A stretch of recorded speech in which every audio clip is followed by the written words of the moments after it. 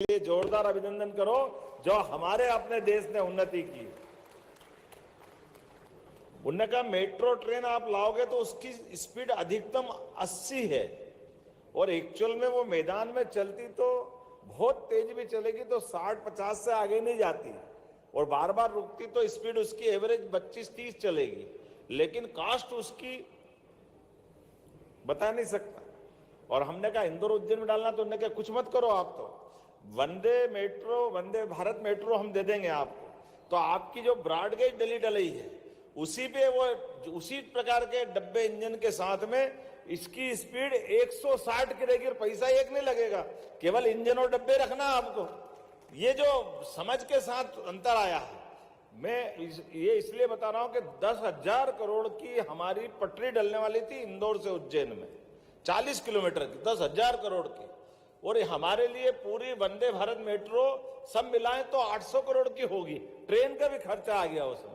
लेकिन ये जो वंदे मेट्रो ने जो स्पीड पकड़ी है, मैं इसके पीछे भाव इतना बता रहा हूं कि हर एक वो चीज में, आज मैं औद्योगिक समिट में जहां बात कर रहा हूं तो वर्तमान के दौर में एक एक उद्योगपति, मैं सच्चे अर्थों में आपको बधाई देना चाहूंगा। परमात्मा ने ये हमको जन्म दिया है, ये हमारे हाथ में नहीं है, लेकिन हमारे हाथ से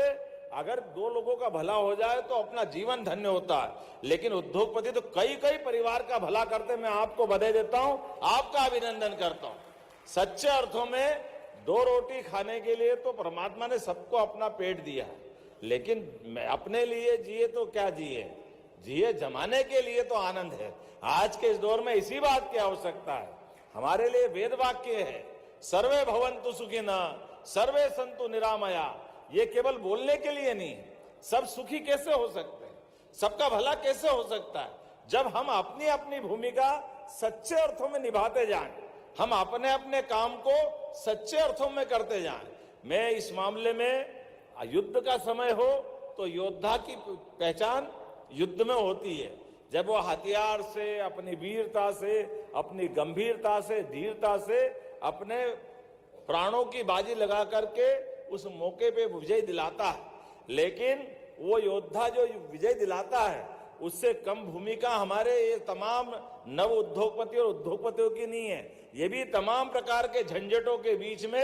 आज उद्यमशीलता के बलबूते पर पुनः सोने की चिड़िया के रूप में भारत को बनाने के लिए अपनी अपनी भूमिका लगा करके कहां से कैसे कैसे काम करने की हिम्मत ला रहे हैं। ताली बजाओ तो जरा जोरदार तरीके से बजाओ आधे। ये बात सही है कि आज हमारे बीच में से कोई अहमदाबाद से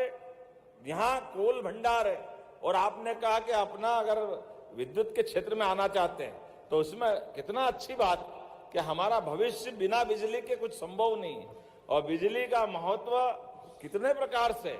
लेकिन अभी हमने, आपने भी देखा होगा हमारा प्रयोग, हमने अपने इन्वेस्टर समिट का तरीका लगाया कि एक लाइन से हमारे हेवी इंडस्ट्री है, आजकल तो एमएसएमई भी उनके पास है, उनके पीएस ने हमारी सभी विभाग की पॉलिसियों पे अपना प्रेजेंटेशन दिया, फिर हमारी टूरिज्म के, हमारे आईटी सेक्टर के, हमारे बाकी अलग अलग प्रकार के जो जो निवेश की संभावना है सभी क्षेत्रों में। और मुझे इस बात की प्रसन्नता है, अभी तक तो हमने इन पॉलिसियों पे बात कर रहे हैं, लेकिन 11 विभागों की 21 पॉलिसी अभी हमारे माननीय प्रधानमंत्री जी के माध्यम से ये रीजनल इंडस्ट्री कॉन्क्लेव के बाद 24 फरवरी को हम ग्लोबल करने वाले हैं। जब अपनी ग्लोबल इंडस्ट्री कॉन्क्लेव करेंगे तब तक सभी विभागों की पॉलिसी बनकर आ जाएगी। कितना सरलता के साथ, कैसे सहजता के साथ,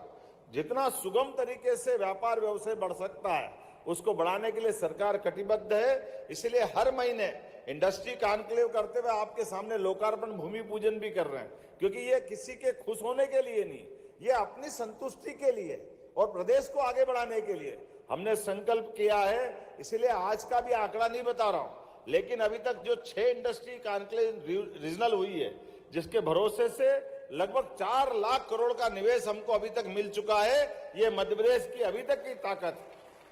3 लाख लोगों को रोजगार मिलेगा। जैसे अभी माननीय सारड़ा जी बता रहे थे, माननीय गोयल साहब बता रहे थे, वाकई ये थोड़ी हमारी कमी है, थोड़ा अटकता भी है, लेकिन भारत का आदमी पुरुषार्थी है और भारत का आदमी पुरुषार्थी होने के नाते से वो तो आग में भी बाग लगाना जानता है, उसकी अपनी क्षमता योग्यता के बलबूते पर जो काम करे वो अच्छे से कर सकता है। और ऐसे में हमारे लिए जब मौका सरकार का मतलब ही है कि सरकार सभी प्रकार की व्यवस्थाओं में सहभाग भी करे